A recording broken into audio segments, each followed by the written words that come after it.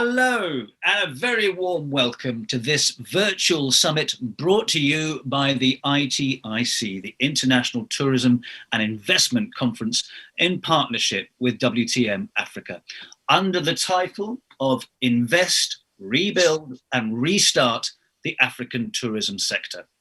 I'm Rajan Datta, a broadcaster and journalist specialising in all things to do with travel and tourism. It's my great honour to be moderating today and tomorrow. And I would argue, in the grand scheme of things, if we were looking at one region of the world which holds the greatest potential and biggest opportunities, it is the incredibly diverse and exciting continent of Africa. Now, we are all hoping to put a terrible year behind us, and we're looking to power into the future with travel. And again, for me, there is nowhere more symbolic of the hope and optimism that we all harbour for the future prosperity of travel and tourism for the 21st century than Africa. But of course, inevitably, the impact of COVID is hugely affecting investment plans right now. We will talk about that. This, I should say quickly, is the first of three big Africa-based ITIC conferences taking place over the course of the next 6 months. And in a way, today's session with leading ministers from various countries and tomorrow's sessions looking at investment and health, well, they're a taster for the rest of the year's events. And I do sincerely wish, as I'm sure you all do, that we will all meet in person. We are desperate for that. So I will, in a moment, be asking today's distinguished ministerial panel for their visions of the way forward. But I should stress as well right now that it's important to remember how diverse Africa is. 55 different countries, very, very different. So it's not always appropriate to speak of it as a monolithic entity. I am now very pleased to be joined by Dr. Taleb Rifai, who is the chairman of the ITIC and the former Secretary General of the UNWTO. Hello, Taleb. Hello, how are you? Hi, Rajan. Always good to be with you. Now, thank you. And against the context that I've just outlined, Taleb, how important do you think is a multilateral approach to this crisis and future investment? In other words, countries and governments working together. It's very, very important. It's the crux of the matter, Rajan. I think the problem is that governments are not working together. Each government is working on its own, unfortunately. It's not just in Africa, but Africa is the only continent that can bring governments together. Because it's a continent that has so much potential, as you correctly said so. The problem is the multilateral system. The governmental multilateral system has failed us. Look at the EU, for example. Every country is working alone. Even the United States is not united anymore. It's the divided states of America. The UN altogether is not working. We don't hear their voices. Any intergovernmental organization now is not working well. I'm hoping that the AU, would work better. I'm hoping that African governments would come together, because the challenge is how to get together to a minimum procedure and protocol. It's not how good you do on your own anymore, because you need to travel from one place to another. If the place you travel to is not like as good as you are, or the place you're receiving visitors from is not as good as you are, you're not getting anywhere. So it's the multilateral system that needs to be fixed, definitely. And tell me, Taleb, what do you hope will be the message that we will get from today and tomorrow? What do you want people to understand? I want the governments of Africa to come together. Ministers of tourism, Minister of health, Minister of finance must get together, get into a room, and somebody must tell them, you're not leaving this room until you agree on something. It's as simple as that. And this something must be a minimal protocol, a minimum thing. You can't have a country that has quarantines, another country next to it that is insisting on a vaccine, and a third country that is only asking for a 72 hours testing. That doesn't work. We have to agree on a minimum level of procedures together. That's the challenge that the Ministers of Tourism have today. Okay. Thank you, Taleb. We're going to be talking to you over the next 2 days, and I'm sure you're going to be here for the rest of this ministerial panel. Let's just set the context for the panel with some basic stats. In Africa, tourism contributed in 2019 over 8.5% of GDP, with 71.2 million international arrivals, generating $40 billion in revenue. This represented a 4% rise in arrivals in comparison to 2018. Basically, things were looking very promising in Africa. Unfortunately, COVID-19 has hugely affected African tourism growth, as along with the rest of the world. And the virus has been reported in all of the countries, and we've had closed international borders. So obviously that means losing international arrivals, which means the closure of some businesses and big job losses.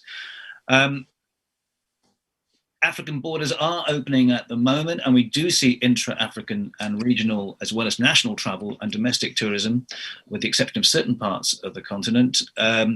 According to the African Development Bank, despite the challenging backdrop of the global pandemic and external economic shocks, the African continent stands out as one of the economies that will recover the most rapidly from the pandemic, which is very, very good news. So a lot of hope rests with that. So, ministers, if I may, I want to dispense with too much protocol and formality, and just basically to welcome you all. Thank you for joining us today. We have ministers here from Eswatini, from Sierra Leone, from Kenya, and we also have from Tanzania. We also have the tourism minister from Greece, the deputy minister of tourism from Greece coming up. We have Ian Littlegranger, who is the UK MP and the chair of the Commonwealth Parliamentary Association. And we have Elena Kuntura, not to leave her out, who is obviously a former Greek tourism minister and now a member of European Parliament, and very, very influential and important when it comes to relations with the outside of the EU, including Africa. So let me begin by asking each of the panelists to give their own country-specific perspectives. In brief, can I please urge you, out of courtesy to your fellow speakers, to keep it to the point and concise. I'm sure my first speaker, Najib Balala from Kenya, will do exactly that. So Najib, can you please say, in the post-COVID-19 era, how do we restore the trust of investors in the travel and tourism sector? What strategies do you think should be adopted, and how is your country doing? Well, Rajan, thank you very much, and always a pleasure to be here on the same panel with Dr. Rifai and colleagues in government, in the Ministries of Tourism, as well as our friend Elena from Brussels. So it's always a pleasure to be on this panel.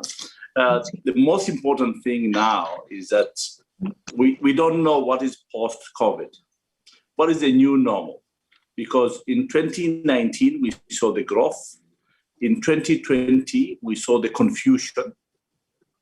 In 2021, we are seeing hope by the vaccine, but then it brought even more complication because the vaccine administration is a problem, plus a vaccine delivery is a problem.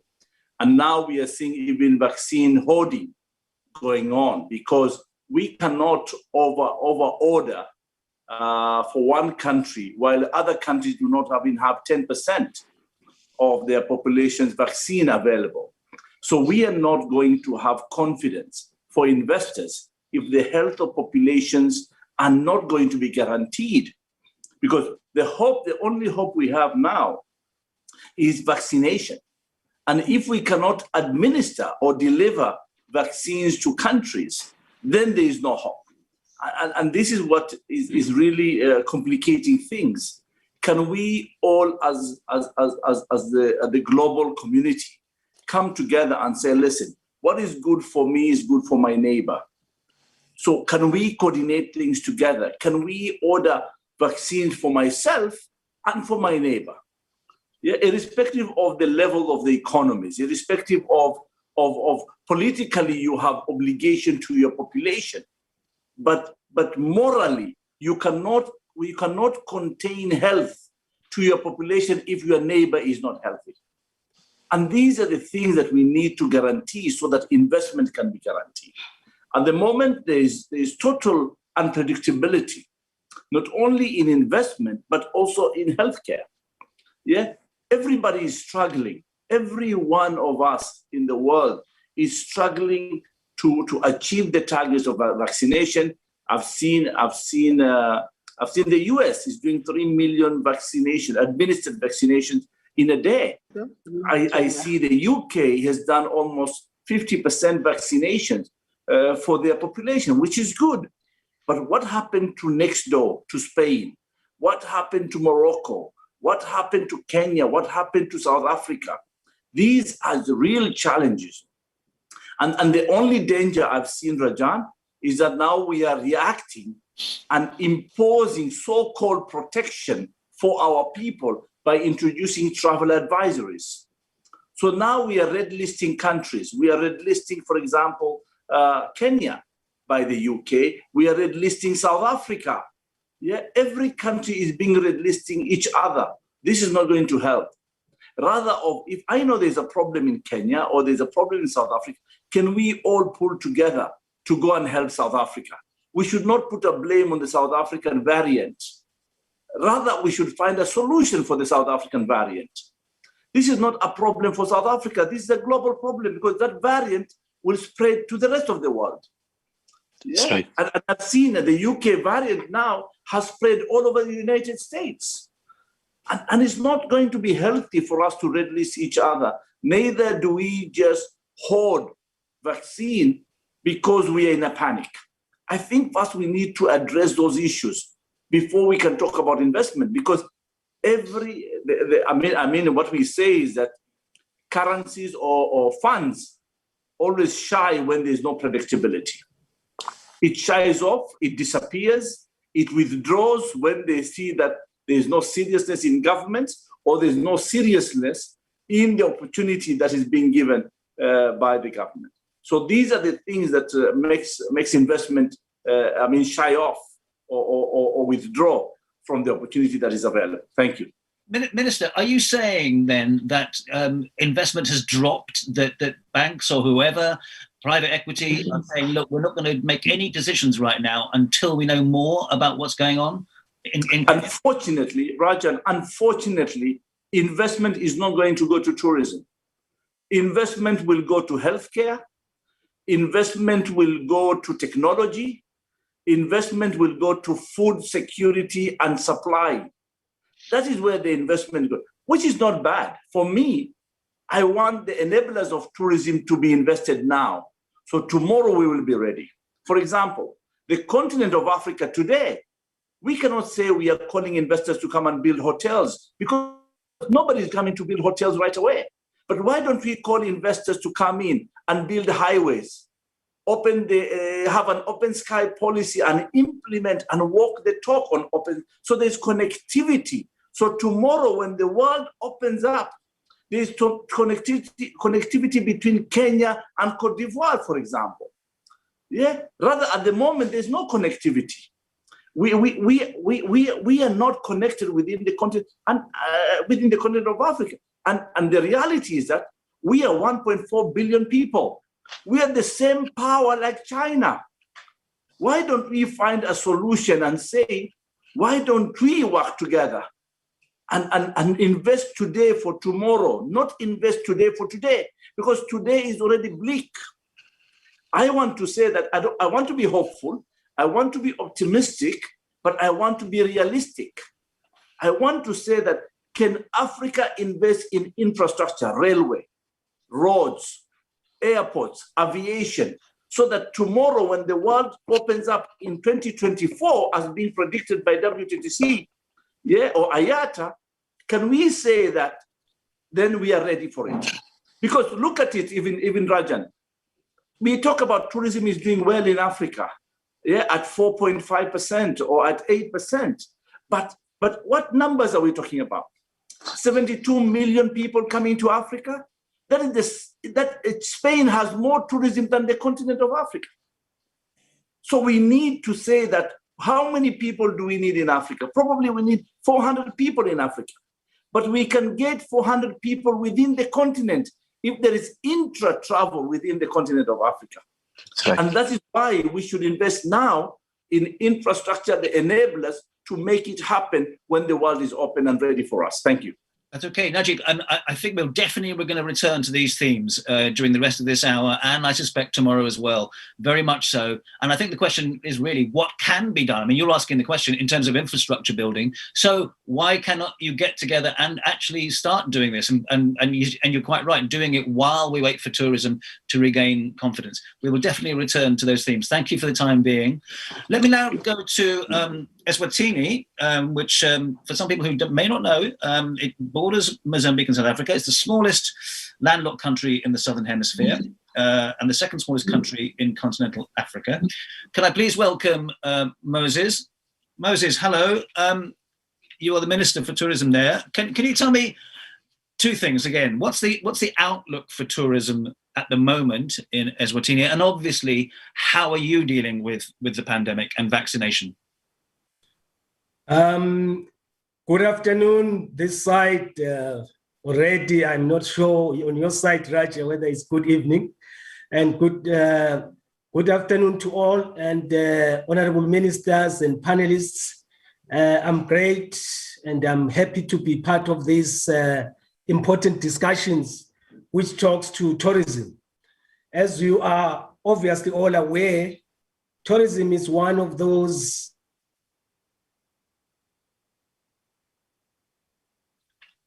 Have we possibly lost Moses? Enterprises that create for our people in LA. Am I not audible? You are, but your line is breaking up. Just continue for a second. If there's an issue, I may turn to... my line is breaking. Okay, maybe let me be close.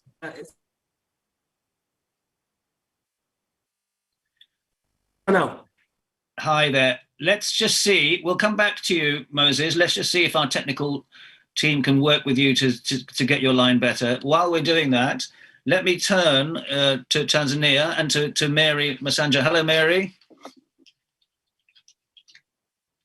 If you unmute, please.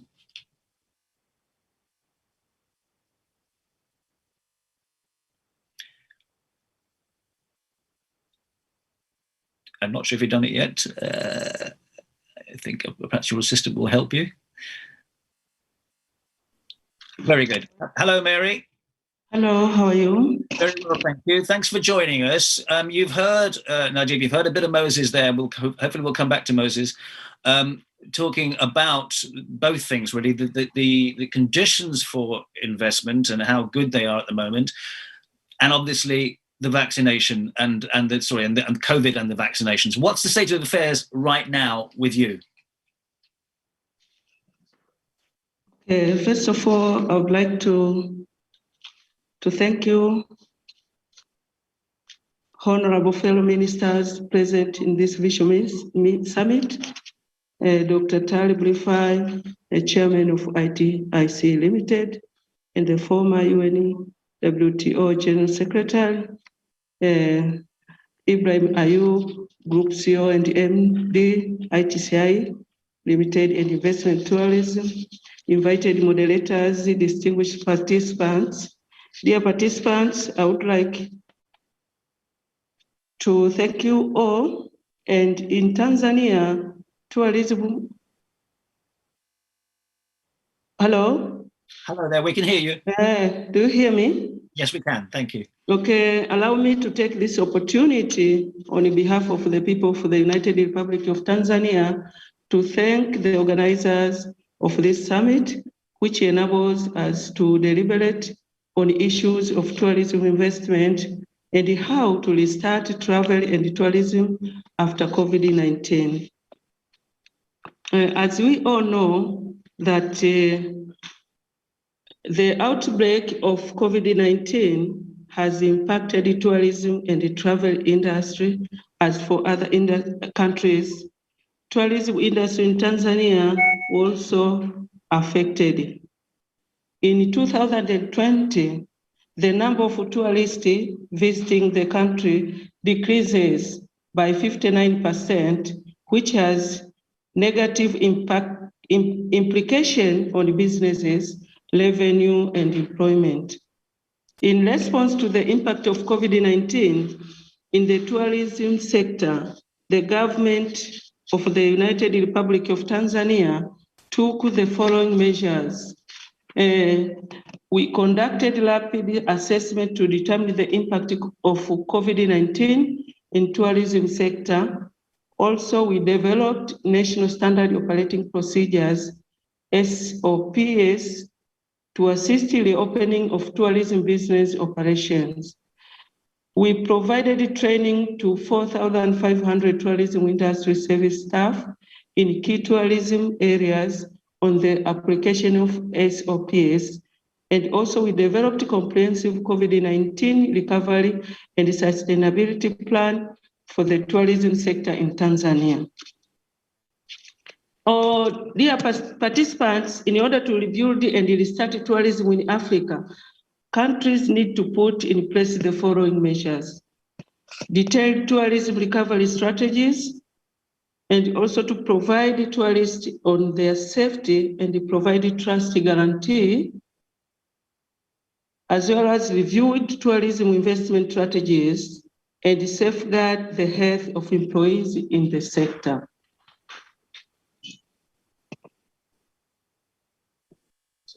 Thank you, Mary. Mary, I know that tourism contributes a huge percentage to the country's GDP. I think it's 17.5%. I mean, it's a critical time for you, isn't it, in terms of tourism? You also have a new president, a new female president. Do you see the future very much in being tourism in Tanzania and for its economy? Yes, we can see, because these efforts made Tanzania a safe destination for all travelers and awarded a WTTC Safe Travel Stamp. Tanzania is among the few countries which continue to receive tourists in a safe manner even during this COVID-19 era. In line with the investment agenda, Tanzania is recognized for its abundance of natural and cultural resources, and its investment policy is friendly and reliable to investors. So the country continues to improve business environment, and it has developed strategies to influence a wide range of investors. So there are also ongoing strategies projects improvement, such as the construction of the Nyerere hydroelectric power project and the standard gauge railway, CGR. So these are our efforts, among other supports, investment in the tourism sector. Thank you, Mary, for the time being. We'll obviously come back to you when we open up the conversation generally. Okay. Let me turn to a couple of the people from outside Africa who have got very, very important connections with Africa and represent organizations that do. I'll first turn to Elena from the EU. Hello. Your mute button, if you could turn off your mute button. Hello, Elena. Yes, can you hear me now? We can Yes, hear you. Elena, of course. First of Hear all, you and see you. thank you. I would like to congratulate the organizers for this initiative, especially Dr. Taleb Rifai, who has been at the forefront of global coordination and cooperation efforts for travel and tourism recovery and resilience. And also I would like to thank you for the invitation to share with you today the priorities from the European perspective. Resuming travel in a safe, responsible, and sustainable way is a top challenge requiring immediate action globally. And it's also a vital condition to further encourage cooperation and investment for tourism, such in Europe and Africa. Travel and tourism has been one of the hardest hit sectors by the pandemic in 2020 and cannot afford another year of recession or stagnation. Too much is at stake, with millions of jobs still at risk of being lost. Small and medium-sized businesses must be supported for securing a viable future and therefore to avoid a domino effect in the economies in several other sectors and in local societies, especially those that rely on tourism. 2021 is another difficult year, even more since several countries globally and whole areas such as Europe are now experiencing a third wave of the pandemic. Recovery will be gradual and it will take quite some time to return to the levels of 2019.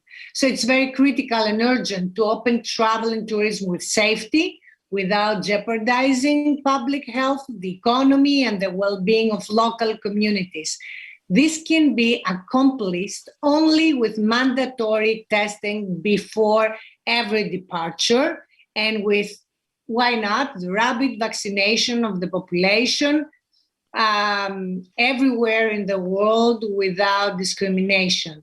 It's also a responsibility of Europe to support the rapid vaccination of Africa through a strong COVAX facility, but we should be more ambitious. We are fighting to expand vaccine production everywhere in the world by lifting or buying patents from the pharmaceutical companies.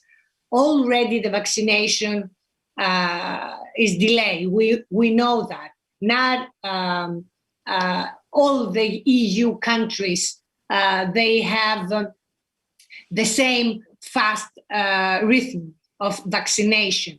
Personally, as a member of the European Parliament Transport and Tourism Committee, TRAN, I have urged since last year for common protocols and rules in place regarding opening borders and resuming travel safety. The European Commission has delayed even for this and has yet to announce update to recommendations for member states on how to safely open travel with the European Union, but also between Europe and third countries. Only recently, the Commission presented its proposal for a digital green pass, which is basically the technical approach to facilitate cross-border travel procedures with commonly accepted certificates of people that they have either been vaccinated, received a negative PCR test result. Only recently, the Commission presented its proposal for a digital green pass to 72 hours before departure or have recovered from COVID-19.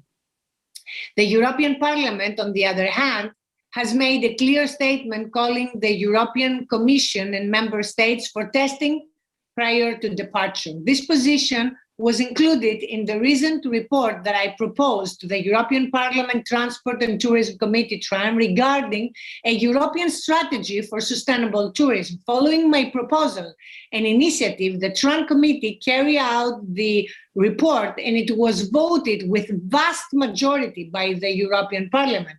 Scientific evidence shows that the vaccine protects only the vaccinated person, and unfortunately, that those vaccinated can also be infected with light or no symptoms and even transmit the virus. So we proposed that the vaccination certificate can be used only for medical reasons at the moment, and in the future, for travel purposes, only if the general public is vaccinated and herd immunity is achieved. Vaccination is slow. I told you that before. In areas as Europe and the World Travel and Tourism Council suggested even rapid testing as the key to unlock international travel. I wanted to share with you the current situation and these very important aspects before it is an issue that concerns, because it is an issue that concerns all of us, every country, every government, and every policymaker. Mandatory testing prior to departure is right now the most viable way to better prevent the virus and its strains from being spread and minimize the chances that tourism season will abruptly be put to a stop, like last year. We need a long touristic period for survive the SMEs and also the national economies. You know, political decisions and opening tourism must be based on the firm evidence of the global scientific community, and they are critical because they affect national economies and investments. for my previous position as Greek Minister of Tourism between 2015-2019, I had launched a national tourism policy for sustainable growth and promote Greece as a 365-day destination supporting the development of thematic tourism products. And now, as a member of the European Parliament responsible for tourism and transport, I'm working on the need of European strategy for sustainable tourism, a European mechanism for crisis management in tourism, like the pandemic. In the past, we had extreme weather conditions, we had refugee issues, we had even safety issues. And for adequate funding to support the sector's recovery and sustainable development, elevating in the European agenda the role of tourism as an accelerator for growth, employment, and socioeconomic progress to the benefit of all, for the European Union, but also for international cooperation. Europe is the #1 global destination. 10% of the GDP of Europe is from tourism. It is also a major source market of tourists for Africa and has a significant role to play in terms of investments in helping build a more resilient and sustainably developing tourism sector with shared benefits. Following last year's announcement by the European Commission's President Ursula von der Leyen, the renewal of the European Union-Africa relationship is geared towards partnerships in 5 main fields that all apply to tourism. There are green transition and energy access in compliance with the Paris Agreement on climate change, digital transformation, sustainable growth, jobs and investments through innovative financing and skill development for women and youth, peace and governance, migration and mobility. 2 weeks ago, the European Parliament adopted this strategy and underlined that the European Union and Africa should cooperate on equal terms as part of the strategy that empowers African governments to achieve the UN Sustainable Development Goals, curb climate change, and foster gender equality, among other targets. Also, the European Parliament and the Council recently endorsed the political agreement on the neighborhood development and international cooperation instruments known as Global Europe for the new budget period until 2027. These instruments aim to support the European Union's external actions, and the European Parliament called for substantial funds to be earmarked for Africa regarding the SDGs. And our expectation also include long-term European Union financial and technical support for Africa countries to boost climate adaptation, the use of renewable energy, and green economy. There are several immediate initiatives, including the Africa-Europe Alliance, the European Union's external investment plan, and instruments related to the European Investment Bank that can all foster cooperation and investments for tourism with sustainability at its core. The European Union has recently announced several calls for proposals and agreements with African countries for the development of the ecotourism value chain with a focus on community-based and economically viable enterprises, for conservation and heritage areas, for upgrading value chains and services with high potential for job creation, including tourism, and technical assistance programs through financial institutions to work with local banks for energy efficiency and renewable energy projects which actually comply with the targets set by the European Green Deal. There are several opportunities, but much more still needs to be done through cooperation to support tourism development and investments in the African continent, especially from its top source European markets and the European Union overall. To this end, I'm at your disposal from my current position to further assist in creating bridges that support cooperation in the field of tourism. Thank you so much. And I'm so sorry that I cannot stay really till the end. I will try to watch as much as I can. I hope I helped with the news from the European Parliament.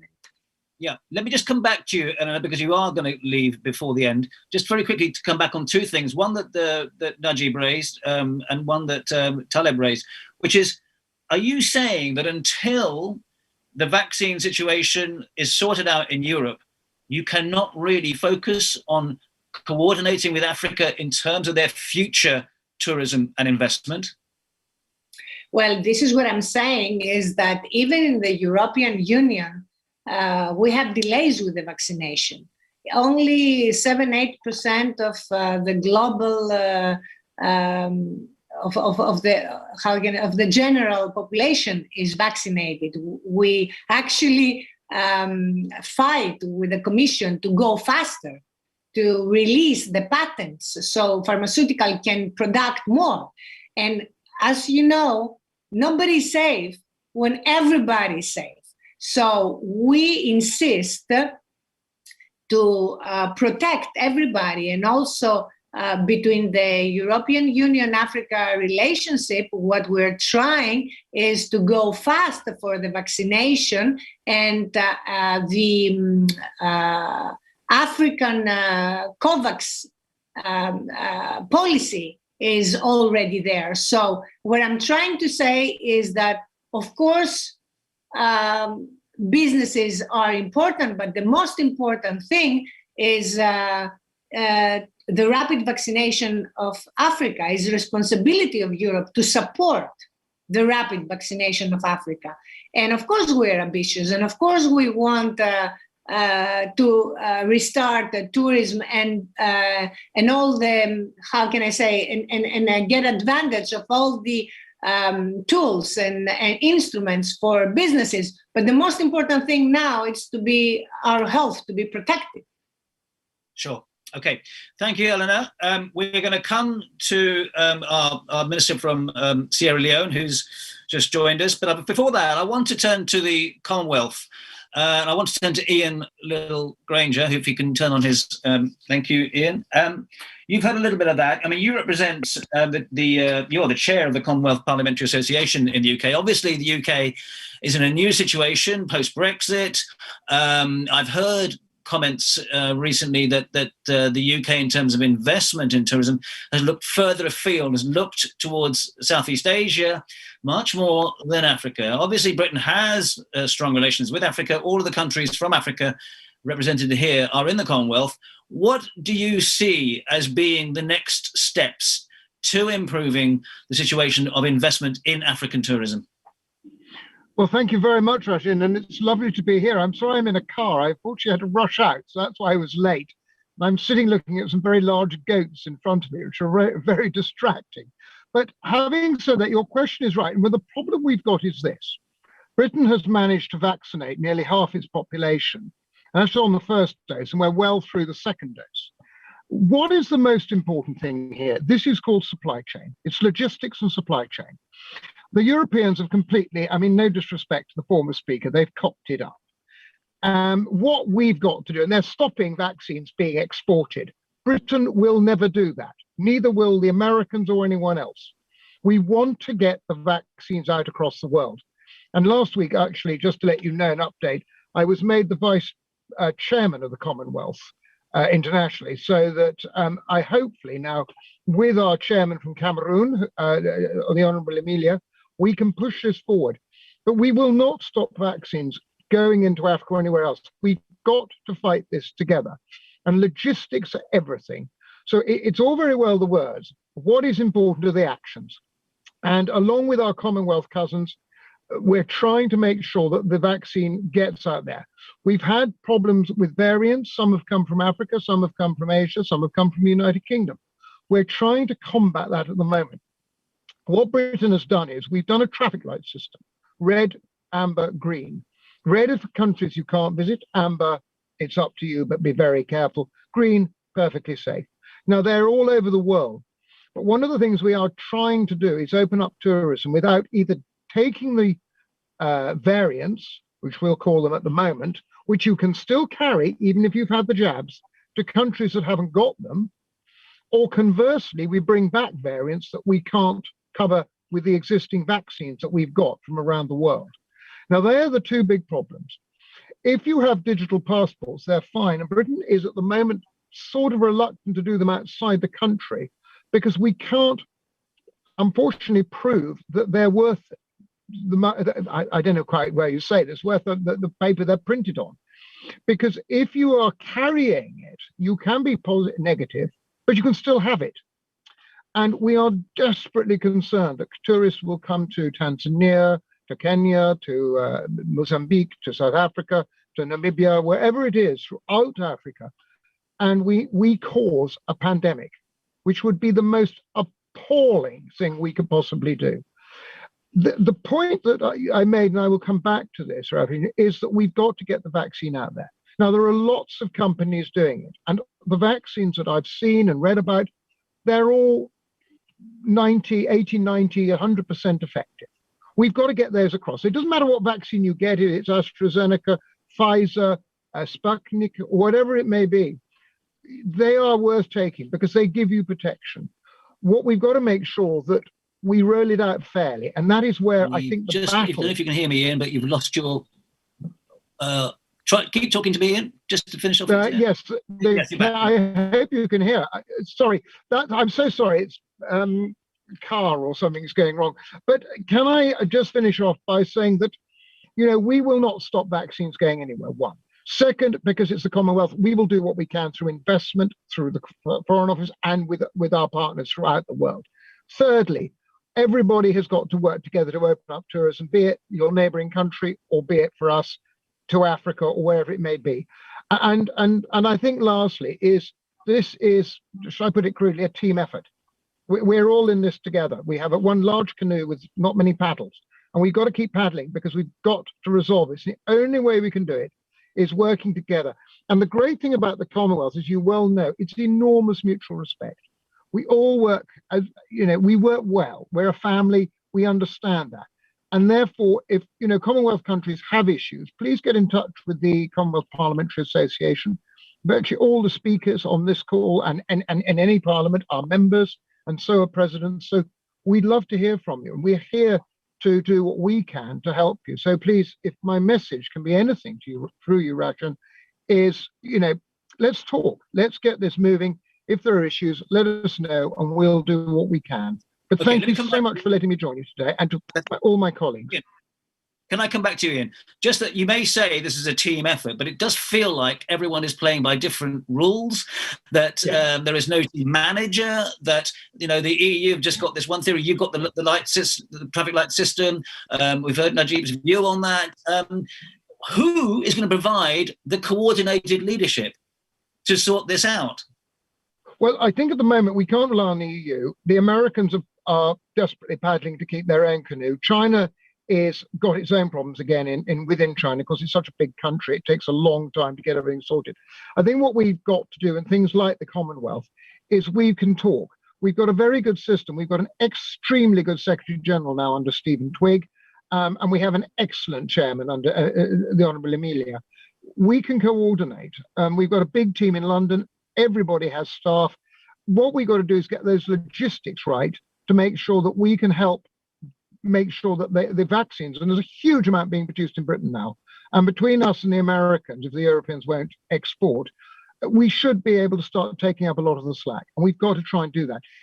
I think the final part to your question is, all of us are grown up. We all understand the needs of our countries. They're all different because variants change dramatically, and also just the heat in Southern Africa is different to the heat in Middle Africa and Northern Africa. Therefore, it affects the virus in different ways. And to that end, we've just got to be very quick as to how we change things. But also, if there is information coming through, make sure the drug companies are aware of it. That they are the professionals at creating this, and variants must be identified. I mean, South Africa, prime example, identified a variant, got it out to the world very quickly, and we know the jabs now will cover the South African variant. It can be done. Okay. Thank you, Ian, for the time being. I know also you're joining us tomorrow to talk more about investment specifically in capital raising, so we'll get into more detail then. Thanks for the time being. Can I welcome now Minister Pratt from Sierra Leone. Hello, Minister. your mute button, please? Yes. Thank you. Oh, hello, and hi to everyone. Hello there. Now, listen, Minister, we met before the crisis began. You were very active. You were going around the world. You were promoting Sierra Leone. We're hoping for Sierra Leone to rise and tourism to be a major vehicle for that rise. How is the situation right now in terms of both COVID and the vaccinations and your hopes for future investment? I should first of all say that Sierra Leone is one of those countries that had not been deeply affected as a result of number of deaths and also as a result of the number of infections because of the experience which we had during the Ebola.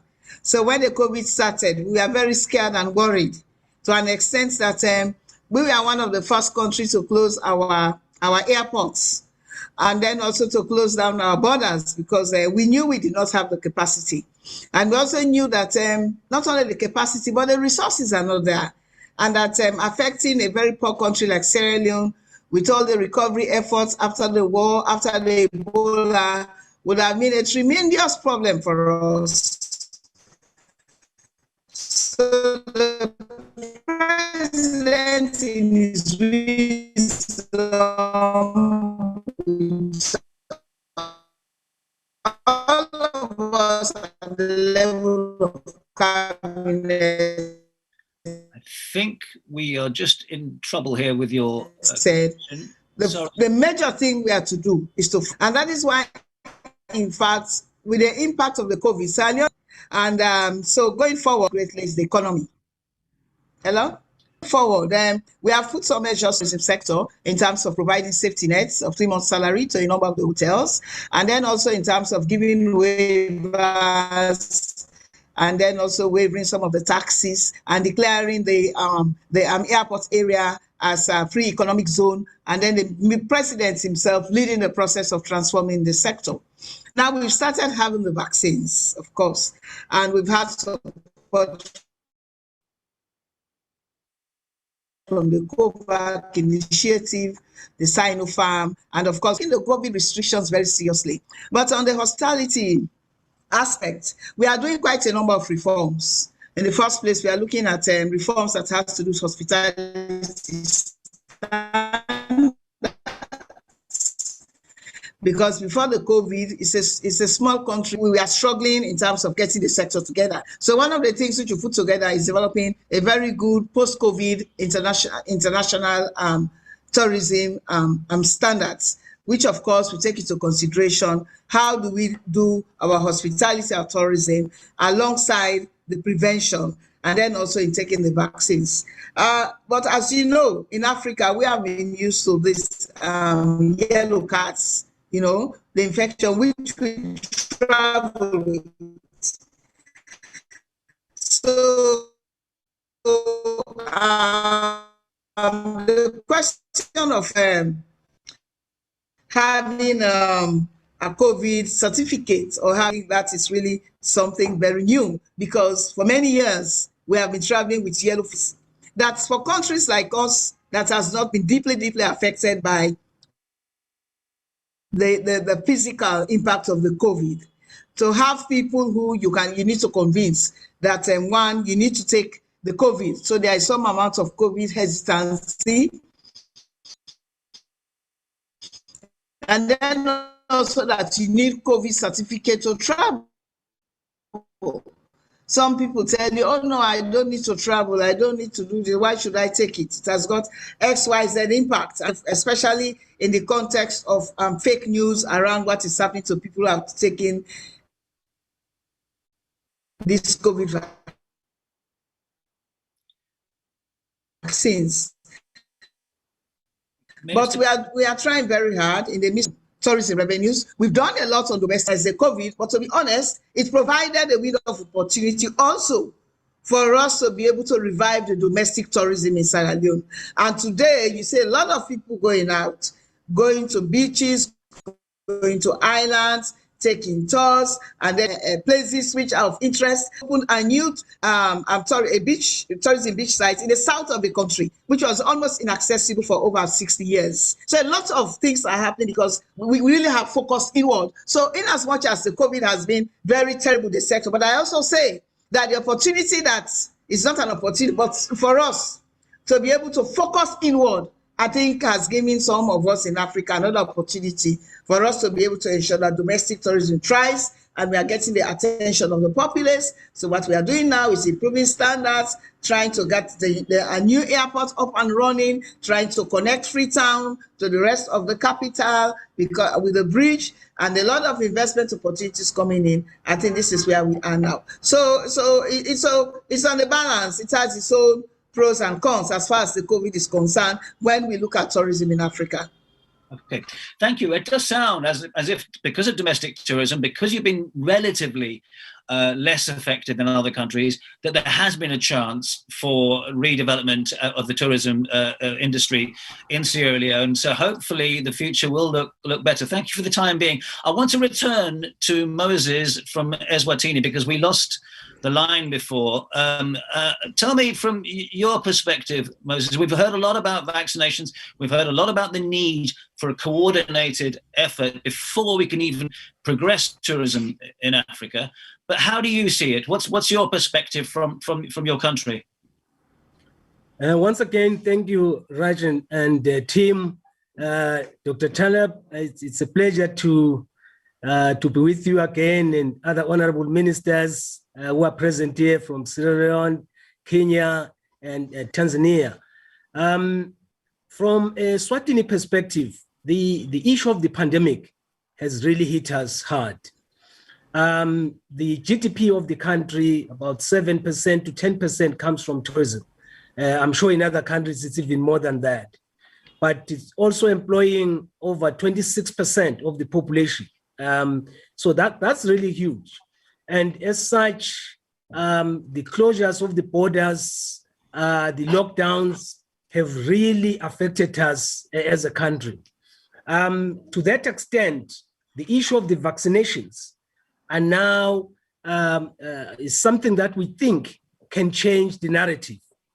But before we even went to before we even got the vaccines, we looked inward to say, what are the things that can be done? And like Sierra Leone, we looked at domestic tourism, and it helped us a lot because people started seeing the scenery of the country, the ecotourism that is there, and they started being part and parcel of the countryside. To that extent, we saw a 30% increase in tourism from the domestic tourists, if you will. And therefore, that was really a learning curve for us to say, maybe we have not exploited it to the fullest. Now, unfortunately, when you look at the domestic tourists versus the external tourists, the spend is the issue because those from Europe, Americas, etc., they tend to spend in dollars and euros. So that creates for the country.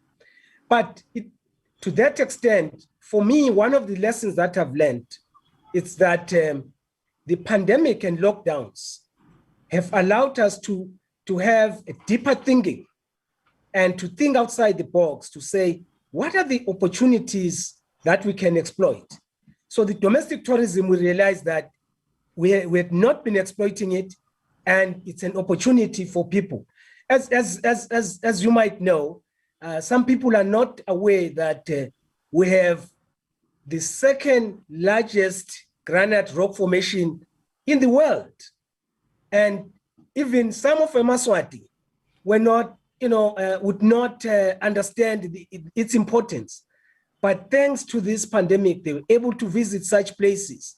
We have the oldest mine in the country, which was opened in the 4,300 BC.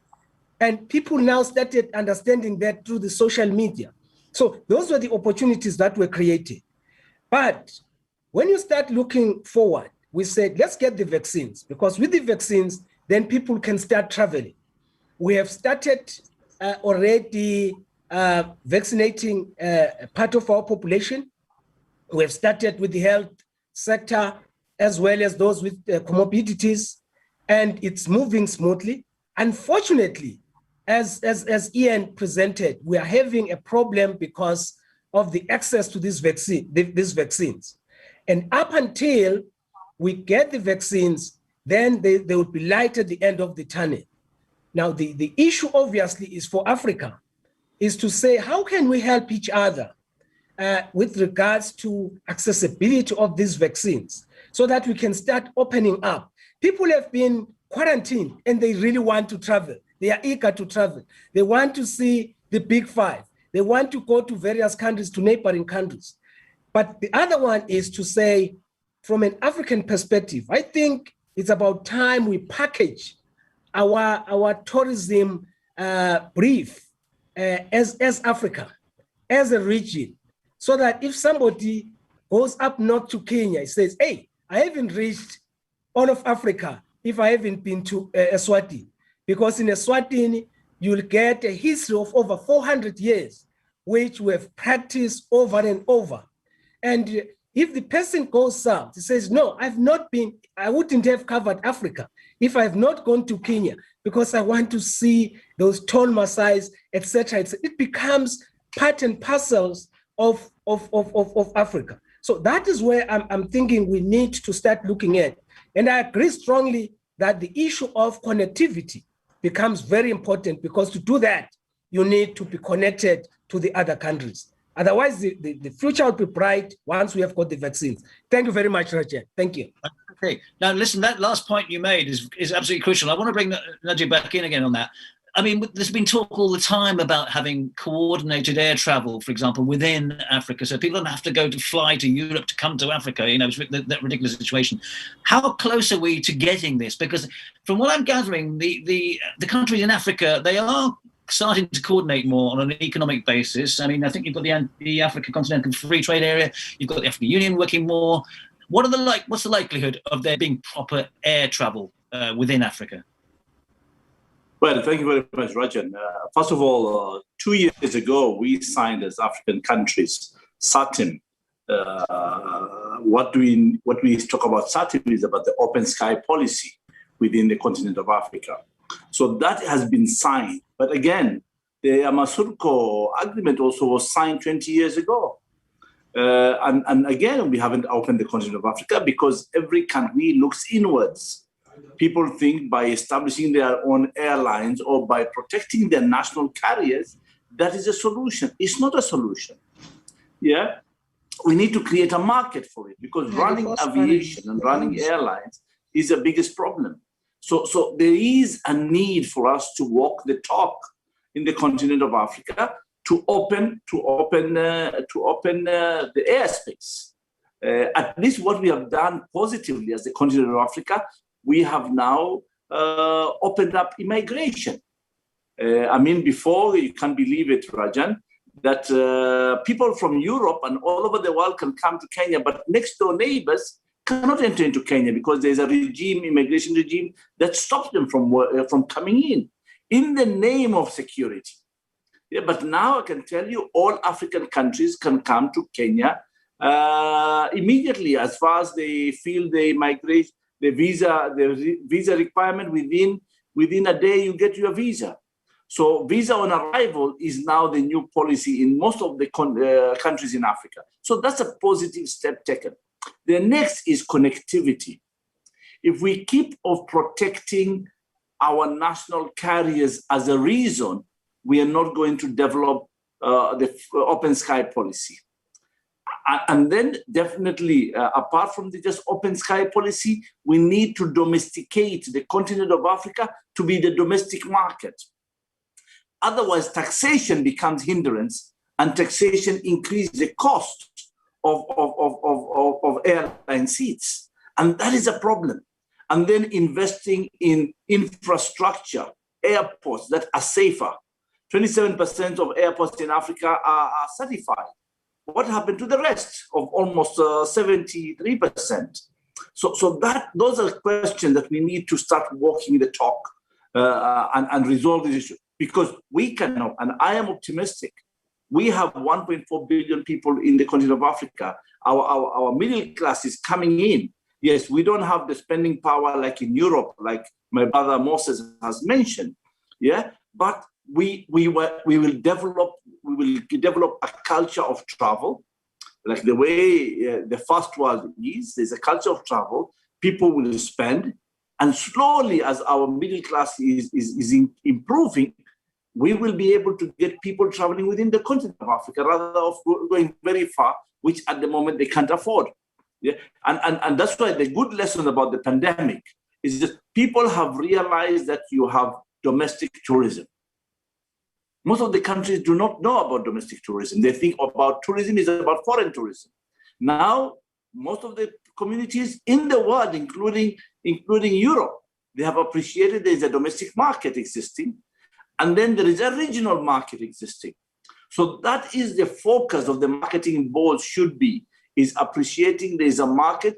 It might not be as powerful as the international market, neither should it be a replacement of international travel. I don't think domestic tourism should be a replacement of domestic travel. Thank you very much, Richard. Thank you. And of course, before you express your frustration about the small number of international arrivals into the continent of Africa, compared it to Spain. Yes, there is a big issue there. So of course, domestic, intra-regional and international travel is crucial for African tourism to progress. I get that. And we're running out of time, but I want to just come back to a couple of you just before we stop. Mary Masanja, because you're listening there from Tanzania. What do you see as the answer to this issue of not enough coordination between African countries to make sure that there is better flight connectivity, for example, and borders are more open? You're on mute, Mary.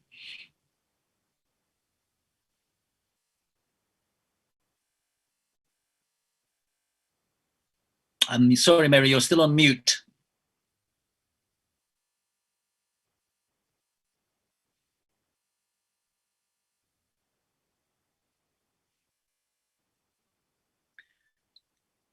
It's amazing how the Hello, do you hear me? Yes. Yeah. Hello. Hi, Mary. Can you hear us? Do you hear me? Yes, we can hear you, Mary. Okay. I'm just talking about working together. It's very important because in recent years, countries are forming integration and systematically setting procedures for removing barriers to travel within the continent. For example, there are no travel visa within our SADC member states, no visa for East Africa member states and the citizens. So working together is very important. As African countries, we can work together in order to make sure that tourism is to improve our economic sectors for Africans. Thank you, Mary. Thank you. Meminatu, I mean, how do you see it? With this frustration with lack of coordination has been going round and round for a while, as Najib just mentioned. What do you see as being, the most practical, immediate solution to this? Do we have a meeting do we have an organization of tourism ministers at least to come together? What do you see? I think I just wanted to make the point you'll be making that from my own observation in the last 3 years, I think at the level of the African Union, a lot of work needs to be done to bring tourism to the fore. Because what I've seen, in fact, is that there's a lot of work with arts, heritage, and culture. But the tourism aspects, in terms of how that is being done and integrated in the African Union, has a lot of work. Then even with the sub-regional bodies, I can take ECOWAS, for instance. They are still struggling in setting up a basic tourism program. I mean, we have been trying to get this thing together. So I think at that level, in terms of our major programs of integration, our major programs that brings us in terms of governance and peace, I think should be able to incorporate tourism in it. That gives it a very, very potential avenue.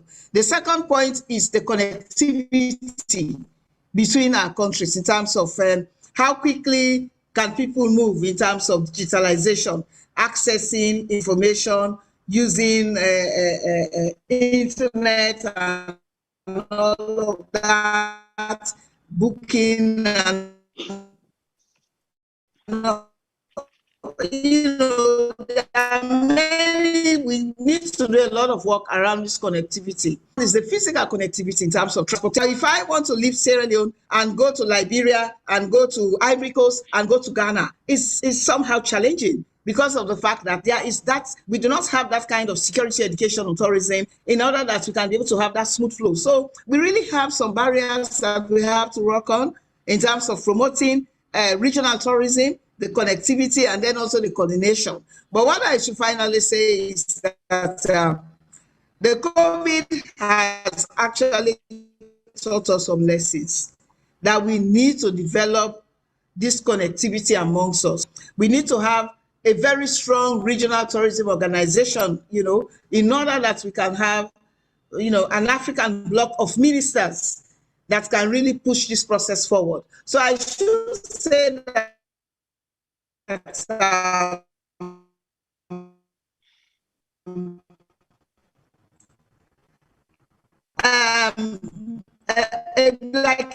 meeting of African tourism ministers is high time, and then also a meeting of ministers, and then also I know we have been to move forward. So I think that's what I have to say.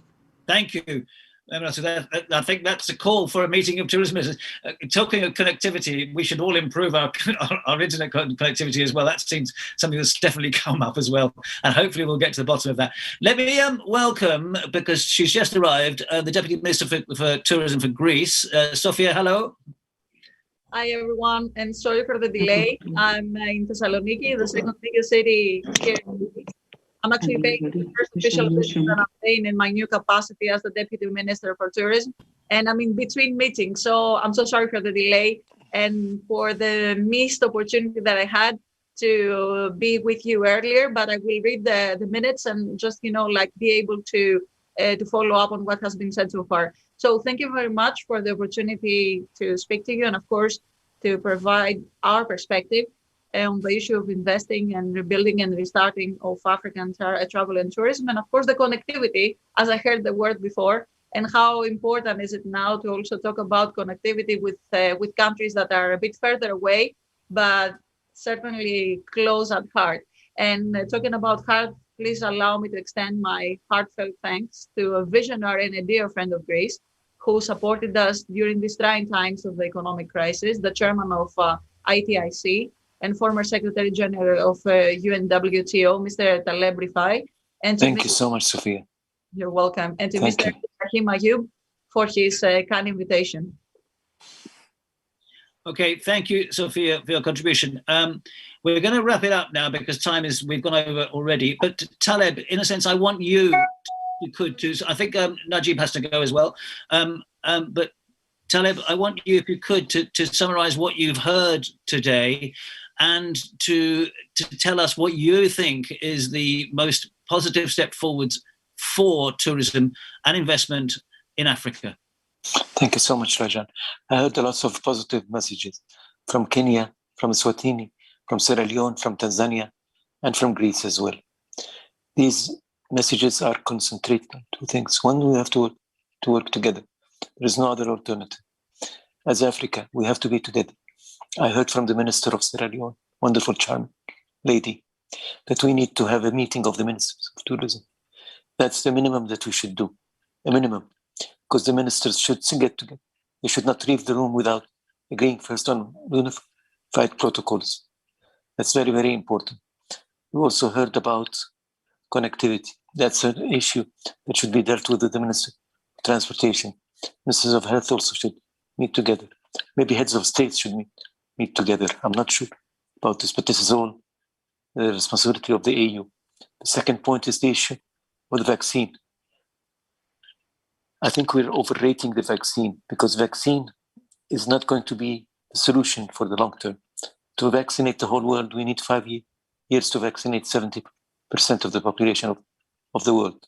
And the travel and tourism cannot work unless everyone is vaccinated. You're not going to travel to a country that's not vaccinated. You're not going to receive anybody from a country that's not vaccinated. So while I appreciate what the deputy for Commonwealth has said, I think we're overrating vaccination. Should depend more on testing, combination of testing and vaccination. That should be the norm. But these are details that should come out of a meeting of ministers. Should not leave the room before they agree. Third thing I like to sum it up is the issue of domestic tourism. It was brought in by the Minister of Sierra Leone and the Minister of Swatini, my good friend Moses. Minister, you're absolutely right. A country that's not visited, not known, not enjoyed by its people cannot be enjoyed by anybody else, should not be enjoyed by anybody else to start with. So it's an opportunity for us to get to know and understand our region. And although domestic tourism does not have much of the benefits of international tourism, in terms of hard currency, in terms of balance of trade, it does keep businesses alive, it does keep jobs alive, which is very, very important. So these are the 3 points I want to make. 1 is the need for a meeting, 2 is vaccination, and 3 is the domestic tourism. Thank you. Thank you, Taleb. A meeting sounds like the most obvious thing. We need a meeting. That sounds like the message we're getting here. Who can coordinate that? Who can make that happen? Surely that can be done. Even if it's from this conference, we can surely get this together. I wanted to just return to Sophia because I just did cut you off a little bit there. And I wanted to ask you, and maybe just give us some positivity to leave with, which is in terms of how Greece is approaching cooperation with African countries in terms of tourism. How do you see that in terms of the post-COVID situation? Well, Rajan, thank you very much for passing the speech again. I promise to be very, very swift, very short. I mean, the promotion of mutual tourism investment based on sustainability and environmental protection, a key issue for the future of our planet. Special initiatives supporting joint ventures of Greek and African businesses, a framework providing the basis for know-how exchange and continuous collaboration between African and Greek public institutions and private enterprises, cooperation of international institutions, international tourism expositions, expeditions and events, and in the field of tourism education. I'm the Deputy Minister responsible for tourism education and special forms of education. And finally, the development of special and alternative forms of tourism, which is an extremely positive field, especially in the post-COVID global tourist market. Please note that following up on the proposition I just heard, Greece would be more than happy to contribute to a dialogue that will be held on testing and providing also our experience so far, because we as well, Mr. Taleb, we as well are focusing very much on testing right now, besides vaccination, which is proceeding. Almost 6.72% of the population has had the second dose of vaccine. But until we have had the whole population vaccinated, we are talking about serious increase of self-testing. We are now introducing self-testing since the beginning of this week, and a lot of rapid tests, almost 55,000 rapid tests are being tested every day. So we are, let's say, trying to increase number of testing, because as you said, vaccination is going to take time. So we need to definitely win this bet, which is restoring tourism in its own special characteristics that we will see being developed and implemented during the post-COVID era. But we are more than willing to contribute to this dialogue, and of course with this highly reputable and highly esteemed guests. Thank you very much. Thank you, Sophia. Thank you, Sophia. Okay, you mentioned education there. We're going to talk more about this tomorrow. We're going to talk about technology. We're going to talk about capital raising with some experts. We're going to talk about, inevitably, vaccination and testing with 3 experts. So there's a lot more to discuss tomorrow. I want to thank all of you for joining us today. I think we got some progress out of this. I think we have got a step forward. And I repeat my feeling that Africa is going to be the continent for tourism in the 21st century. There's no doubt about it in my mind. It will. Africa is the future. Africa is the future indeed. So can I please say thank you to all of you for joining us for today. Please rejoin us tomorrow. First thing we're doing. My absolute thanks to all of you. It's been great to talk to you. Thank you, Rajan. Thank you. Thank you, my dear. Thank you. Bye from Greece. What does travel mean to Bye-bye. you? Explore. Say hello to the minister. Creating memories, meeting new people, disconnecting from it all. But what about making a difference?